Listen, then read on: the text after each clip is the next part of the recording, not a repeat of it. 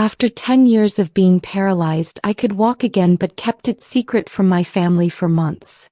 What I discovered changed everything. Before I go on, please take a second to subscribe and tell me where you're watching from.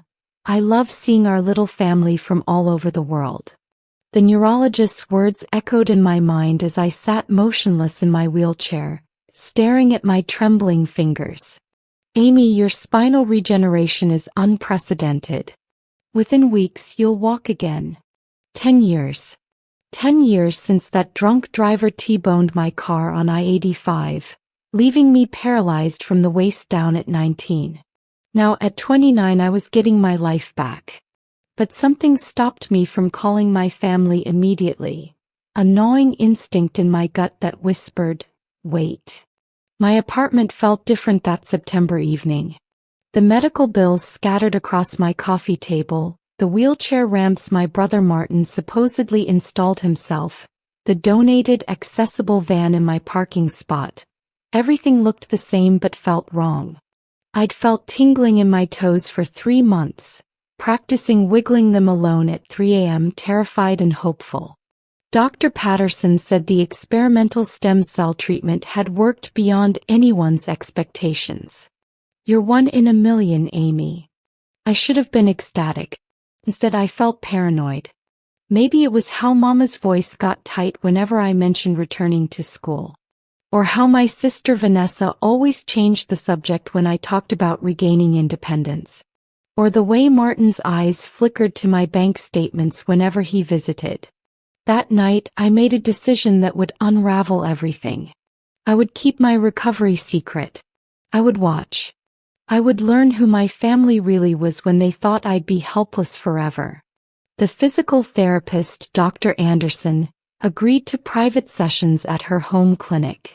If you need discretion, I understand, she said, something sad in her eyes. I didn't know then that this decision would expose a betrayal so devastating, it would destroy my family forever. Learning to walk again while pretending I couldn't was psychological torture.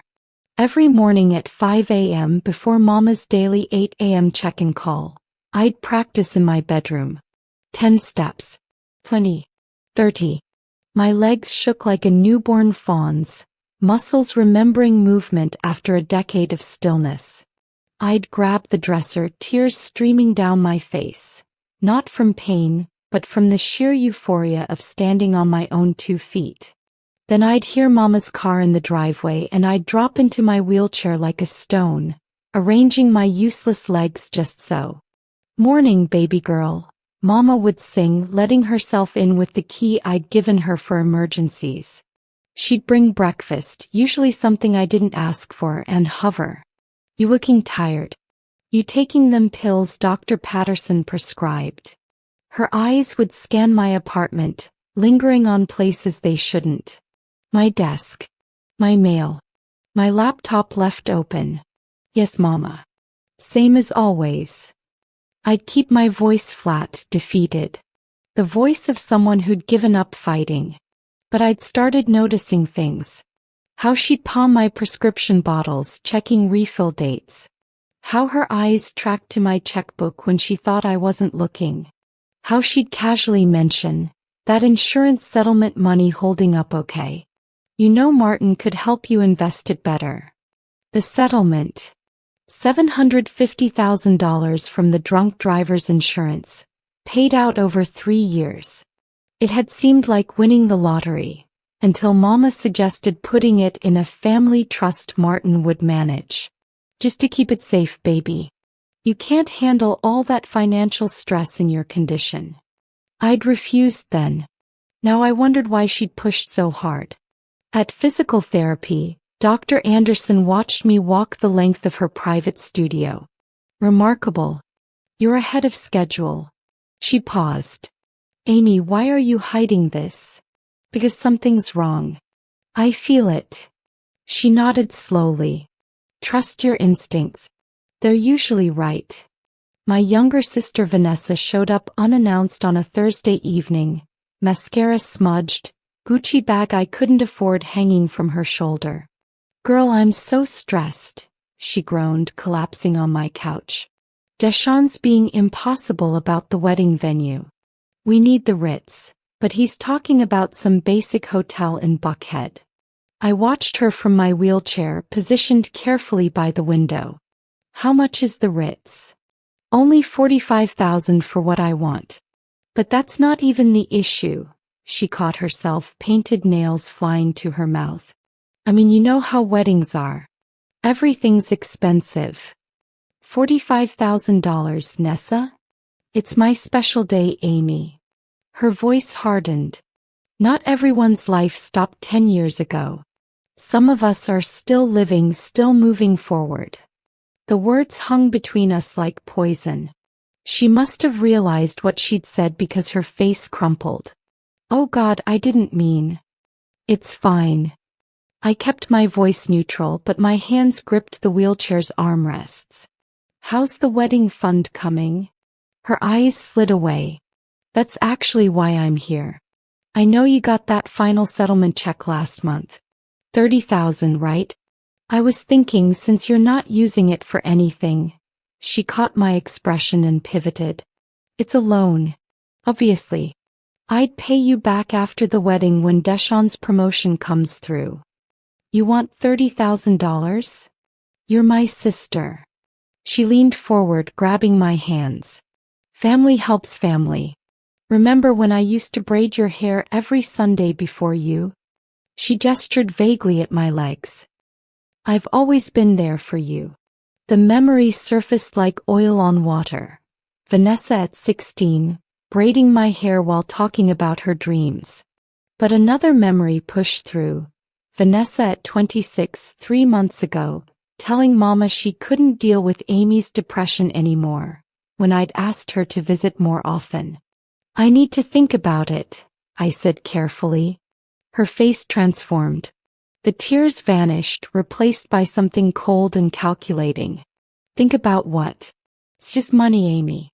You're not doing anything with your life anyway. After Vanessa left, I sat in the dark for hours, my legs, my working functional legs, tucked beneath me in a position that would have been impossible a month ago. I felt insane. Paranoid. Maybe I was imagining things, projecting my own fears onto people who genuinely loved me. Maybe Vanessa was just a bridezilla, Mama was just protective, and Martin was just... My phone buzzed. Martin. Yo sis. Swing by tomorrow? Need to discuss your living situation. My living situation. I'd lived in this accessible apartment for 8 years. The lease was month to month now, exactly how I wanted it. What was there to discuss? That night, I made a decision that would change everything. I called my best friend from before the accident, Jasmine Torres. We'd lost touch after I became paralyzed. Not from malice, but from the natural drift that happens when someone's life changes completely. But Jasmine was a security systems installer now, and I needed answers. Amy? Girl, is this really you? Her voice cracked with emotion when she answered. Yes, I need help. And I need you not to ask questions yet. 48 hours later, my apartment was equipped with hidden cameras. Jasmine had been shocked when I demonstrated standing up, catching me in a fierce hug as I took trembling steps across my bedroom. Your family doesn't know? That's what the cameras are for. I need to know why I feel like I'm being set up. She didn't argue. She'd met my family exactly once years ago, and her face had told me everything she was too polite to say. Jasmine installed cameras in my living room, kitchen, and bedroom, disguised as smoke detectors, picture frames, and a charging station. Professional grade. Motion activated. Uploading directly to a cloud account only I could access. If you're wrong, you delete everything and never tell them, Jasmine said. But Amy, if you're right. She squeezed my shoulder. I got your back. Always have. The first week nothing happened. Mama came and went. Vanessa texted about the wedding. Martin rescheduled twice. Then came Tuesday. I was at Dr. Anderson's for therapy when my phone exploded with motion alerts. I sat in my van, The accessible one Martin had found such a good deal on. Hands shaking as I pulled up the camera footage on my phone. Dr. Anderson stood beside me in the parking lot, her hand on my shoulder. Whatever it is, breathe first. The video showed Mama letting herself into my apartment at 2 p.m. Nothing unusual there. But then Martin entered behind her, using his own key I didn't know he had. Then Vanessa. All three of them in my apartment when they thought I was gone. Did you check the papers? Mama's voice came through clearly. She was at my desk, rifling through drawers. I'm looking. Martin was in my bedroom. My bedroom. I watched him open my nightstand, my closet, my dresser. Searching for something. She's being difficult about the money. Vanessa stood guard by the window. I asked about the $30K and she actually hesitated. Can you believe that? She's getting suspicious. Mama's voice turned sharp. We need to move faster. Martin, where's that power of attorney paperwork? My blood turned to ice. Dr. Anderson's grip tightened on my shoulder. Martin emerged with a folder. My important documents folder. Got it. The lawyer said if we can prove she's mentally incompetent, we can get full financial control. The depression diagnosis from 5 years ago helps. She's not incompetent, Vanessa said, but her voice was uncertain. She's just stuck. She's a burden. Mama's words were cold, clinical. She's been a burden for 10 years. This settlement money is the only good thing that came from that accident. And I'll be damned if she wastes it on physical therapy that won't work or some fantasy about going back to college. That money keeps this family afloat. Folder. I remembered that folder. Martin had asked to see my insurance papers last year, claiming he was organizing everything for me in case of emergency. I trusted him. I'd handed over copies of everything. Birth certificate, social security card, medical records, insurance policies. The wedding venue needs a deposit by Friday, Vanessa said quietly. I already told Deshawn's parents we could afford it. You'll get your money. Mama's voice was steel. Once we establish conservatorship, we control everything. The settlement, her disability checks, all of it. We've earned it, taking care of her all these years. I couldn't breathe. Dr. Anderson guided me back into her clinic where I collapsed onto the therapy mat. Not from paralysis but from the weight of betrayal. My family wasn't just using me. They were planning to legally steal everything I had, to trap me in permanent dependency while they drained my accounts. Amy. Dr. Anderson knelt beside me. We need to call someone. Police. A lawyer. This is financial exploitation. Not yet. My mind raced through 10 years of memories, reframing everything. Mama insisting I couldn't live alone even when I'd wanted to try. Martin helping with my finances, always with suggestions that gave him more control. Vanessa's visits that always ended with requests for money, followed by guilt trips about everything we do for you. The accessible van. Martin had gotten it for such a steal, $15,000. I'd paid him in cash from my settlement because he'd said the seller preferred it that way. Had there even been a seller? Or had Martin pocketed the difference between what I paid and what he'd actually spent? The wheelchair ramps at my apartment.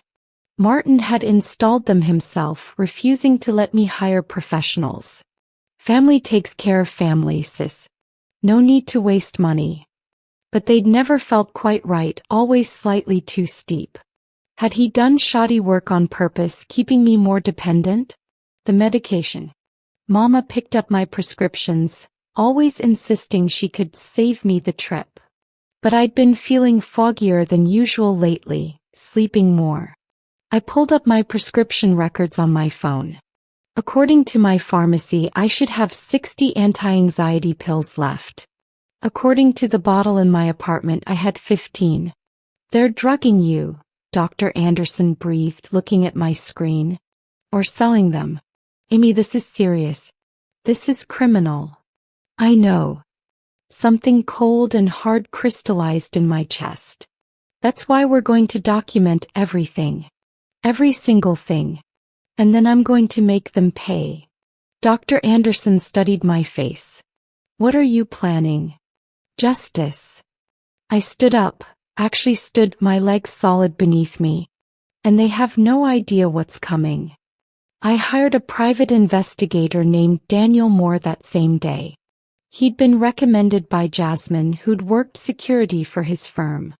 If your family is stealing from you, I'll find the proof, he promised during our video consultation. But Amy, are you prepared for what we might find? I need to know everything. 2 weeks. That's how long it took Daniel to unravel the web. I continued my secret physical therapy, growing stronger every day. I continued the performance at home, acting helpless while my family visited with smiles and concern that now felt like knives. Daniel's report arrived via encrypted email. I read it in Dr. Anderson's office, needing support for what I might discover. The accessible van. Martin had purchased it at auction for $4,000. I'd paid him $15,000. He'd pocketed $11,000, plus the $2,000 I'd given him for repairs that were never done. The wheelchair ramps. He'd filed for a government grant that covered the full cost, $7,000.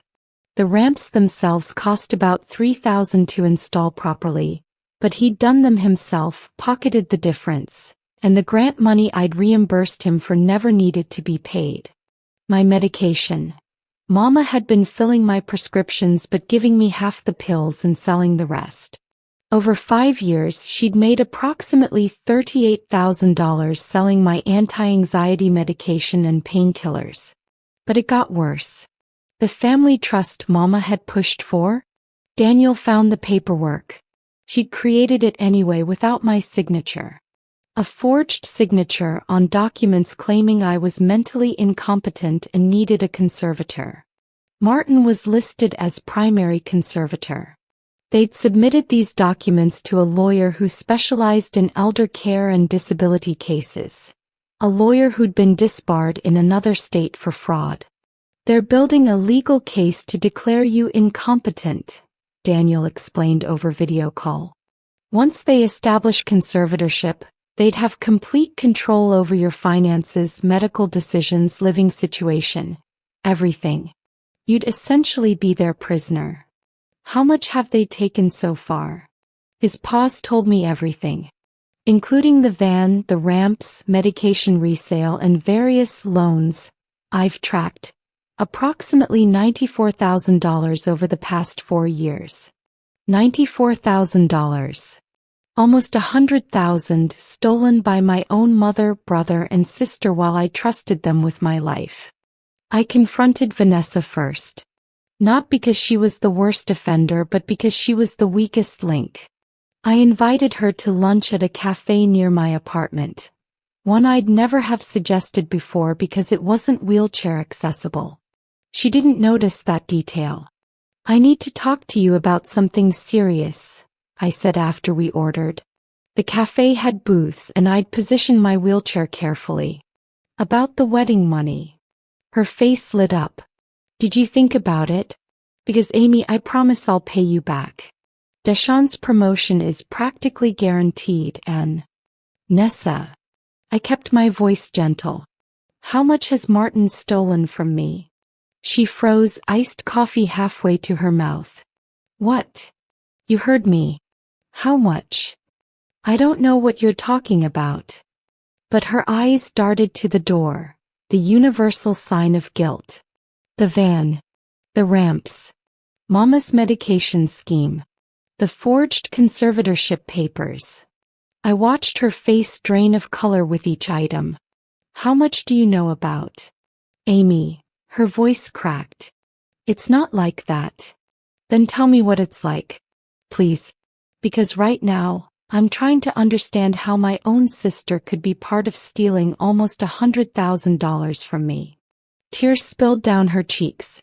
Real ones, I thought. But I'd thought a lot of things about my family that turned out to be lies. I didn't know about the papers. I swear. Martin told me about those last week and I told him it was too far. But you knew about the rest. She nodded miserably. The van, yes. Martin bragged about it. And Mama. Everyone knows Mama sells pills. She's been doing it since I was in high school. It started with her own prescriptions when Daddy left and she needed money. She grabbed my hands across the table. But I never took any of your money directly, Amy. The wedding money would have been the first time I asked you for anything. $30,000 is a lot of anything. I know, and I felt sick asking, but Martin said you weren't using it anyway, and what, Vanessa? My voice stayed calm, but my hands trembled. I wasn't using it because I'm paralyzed and pathetic? Because my life is over anyway. No. She sobbed openly now, mascara streaming down her face. Other diners glanced over. Because you're smart and you'll probably save it or invest it, and I wanted one perfect day. One day where everything was beautiful and right and I didn't have to worry about money or stress. Is that so terrible? On my dime? Yes. I leaned back. Did it ever occur to you that I might want a perfect day too? That maybe I'm saving that money for adaptive equipment or going back to school, or finally moving somewhere that doesn't remind me every day of what I lost. Her face crumpled. I'm sorry. God, Amy, I'm so sorry. When you say it like that. How else should I say it? You, Martin, and Mama have been treating me like an ATM with wheels. A tragedy you can exploit. What are you going to do? Her voice was tiny, frightened. I made a decision in that moment. Vanessa was guilty, yes. But she was also weak, influenced, and genuinely seemed to feel remorse. That depends. Are you going to help me stop them? Stop who? Martin and Mama. Because Nessa, they're not planning to stop with what they've already taken. They're planning conservatorship. Do you know what that means? She shook her head. It means they'll control everything. Where I live, what medical care I receive, how I spend every penny. They could institutionalize me if they wanted. And they're doing it with forged documents. I pulled out my phone, showing her photos of the paperwork Daniel had obtained. This is your signature, supposedly witnessing my incompetence. Did you sign this? Her eyes widened. No. I've never seen that before. Martin forged it. And if this goes through, you're complicit in fraud. You could go to jail, Nessa. Is your perfect wedding worth that? The color drained from her face completely. Oh God. Oh God, Deshawn's paralegal. If he finds out I'm involved in something illegal. She looked up at me with something like horror. You're not really going to turn us in, are you? Amy, please. I'll pay back every cent. I'll testify against Martin and Mama. Whatever you need. With Vanessa's terrified cooperation, we set up what Daniel Moore called the perfect trap. I told Mama I was feeling increasingly depressed, that I was thinking about ending everything. It was cruel using suicide as bait, but I needed them to move fast to get sloppy. Mama took it exactly as I'd hoped. Baby, no. You can't think like that. What you need is help, professional help. Martin and I have been talking to a facility. A facility? I let my voice shake. Like a hospital? A care home, honey. Where people can watch you 24/7, make sure you're safe. And they'd handle all your finances so you wouldn't have to worry about any of that stress anymore. There was the play for total control wrapped in concern. I don't know, Mama. That sounds expensive. Oh, we'd use your settlement money, of course. It's for your care. That's what it's there for. Her voice was warm honey poisoned with arsenic. In fact, why don't Martin and I come over Friday? We can go through all the paperwork together, get everything set up proper. Friday. Daniel Moore, Jasmine, and a police detective named Sarah Hernandez would all be waiting. Okay, Mama. I said softly, playing my role. Maybe you're right. Maybe I do need more help. That Friday morning, I was at Dr. Anderson's clinic, pacing back and forth with nervous energy. I could walk now. Really walk. I'd been practicing stairs, even jogging short distances. My body had healed. But the emotional scars ran deeper. Are you sure about this? Dr. Anderson asked. Once you start this, there's no going back. They already stole from me. They plan to imprison me legally. There's nothing to go back to. I checked my phone. The cameras in my apartment were recording. Detective Hernandez was positioned in an unmarked car outside. Jasmine was in the building's maintenance room monitoring feeds. At 2 p.m. Mama and Martin arrived. I watched on my phone as they let themselves in, carrying folders and a laptop. She here? Martin called out. No, Mama replied. She said she'd be back by 3. Gives us time to set up. I watched them spread documents across my coffee table. The forged conservatorship papers. Applications for the care facility. Financial transfer forms. Once she signs these, we're golden, Martin said. The lawyer says with her depression diagnosis and the suicide talk, a judge will rubber stamp the conservatorship. Detective Hernandez and I entered my apartment at 2:45 p.m. I walked in. Actually walked, my legs steady, Detective Hernandez beside me as we came through the door. The look on Martin's face was priceless. His mouth fell open, coffee cup frozen halfway to his lips.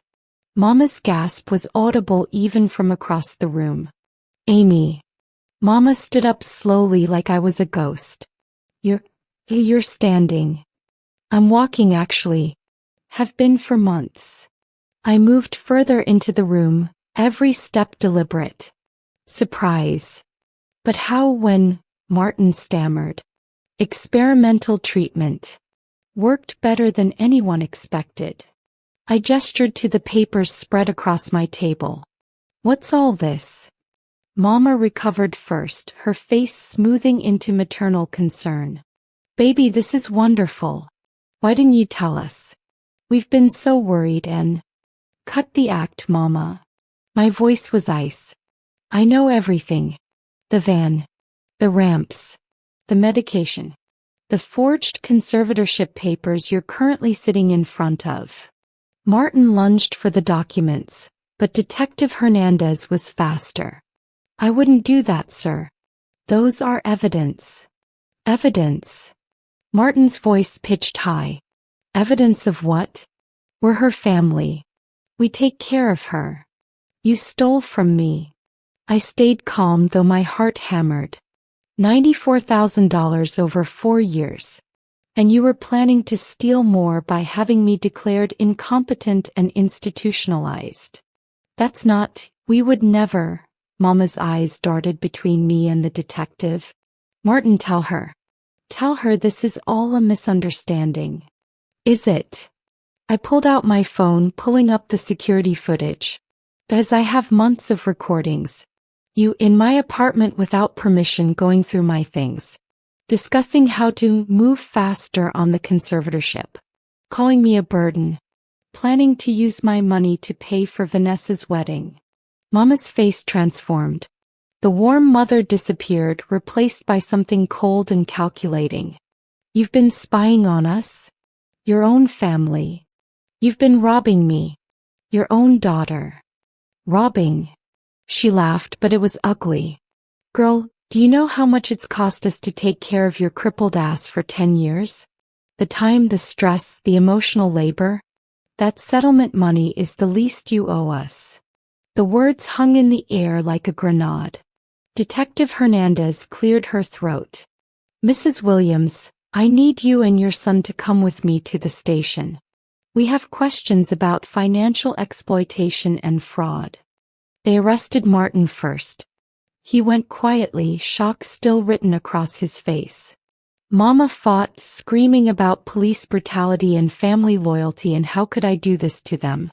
The neighbors came out to watch. Mrs. White from 3B, who'd always commented on what a devoted family I had. Mr. Rodriguez from across the hall, who'd helped Martin install those faulty ramps. After they left, I collapsed onto my couch. Not from paralysis but from exhaustion. Emotional, physical, spiritual exhaustion. Jasmine appeared from the maintenance room, wrapping me in a hug. You did it. You actually did it. I destroyed my family. No. They destroyed themselves. She pulled back, gripping my shoulders. You just refused to be their victim anymore. The legal proceedings took months. Martin pleaded out, admitting to fraud in exchange for a lighter sentence. 18 months in prison, full restitution. Mama fought until Daniel Moore presented the security footage in court. Her lawyer advised her to take a plea deal. 2 years plus restitution and restitution. Vanessa testified against them, keeping her deal. She paid back the $30,000 she'd requested, money she borrowed from Deshawn's parents. The wedding was postponed indefinitely. She sent me a text that simply said, "I'm sorry. For everything." I didn't respond. Maybe someday, but not yet. The hardest part was the aftermath. The extended family who took sides. Aunties who called me ungrateful. Cousins who said I should have handled it within the family. My father, who I hadn't spoken to in 15 years, calling to tell me I was wrong to put your own mama in jail. But there were others. My cousin Tasha, who admitted mama had stolen from her 2 years ago. Uncle Jerome, who said he'd always suspected but didn't know how to help. Dr. Patterson, my neurologist, who said she'd noticed missing medications and felt terrible for not reporting it. And Jasmine, always Jasmine, who helped me move to a new apartment without ramps or modifications, because I didn't need them anymore. Who came over with wine and pizza and let me cry about missing the family I'd thought I had, even though they'd never really existed. I went back to school that spring. Business administration at Georgia State. I was 30 years old, starting over, but I was starting on my own 2 feet. 1 year later, I stood at graduation accepting my associate's degree. My legs were strong now. I'd run a 5K in April. I'd climbed Stone Mountain in June. I'd reclaimed my body and my life. Vanessa came to graduation. We'd been talking slowly, carefully. She'd left Deshawn. Turned out he was okay with fraud if it benefited him, which told her everything she needed to know. She was in therapy, working through family trauma, understanding how Mama's manipulation had shaped all of us. "I'm proud of you," she said, hugging me after the ceremony. "And I'm sorry. I'll probably be sorry forever." I know. And I did. Vanessa's guilt was real, her remorse genuine. Forgiveness would take time, but maybe we'd get there. Martin sent a letter from prison. I burned it without reading it. Mama sent nothing. According to Vanessa, she told everyone in the family that I'd betrayed them, that I was cruel and ungrateful. She'd learned nothing. She'd changed nothing. But I had. I'd learned that family isn't just blood. It's the people who show up when you're at your lowest and help you stand. It's Jasmine who'd wired cameras and held my hand. It's Dr. Anderson who'd given me the strength to walk and the courage to fight. It's Detective Hernandez who'd believed me. It's Daniel Moore who'd found the truth. And it's me. It's waking up every morning and choosing to move forward even when it hurts. It's rebuilding from ashes. It's walking away from people who'd rather see you crawl. I got a tattoo on my ankle. The first place I'd felt sensation return. It said unbreakable in simple script. Because they'd tried to break me. The accident had tried to break me. 10 years of paralysis had tried to break me. My own family had tried to break me. But I'd walked away from all of it. And I'd keep walking one step at a time into a future I'd build myself. Standing tall, moving forward, finally free.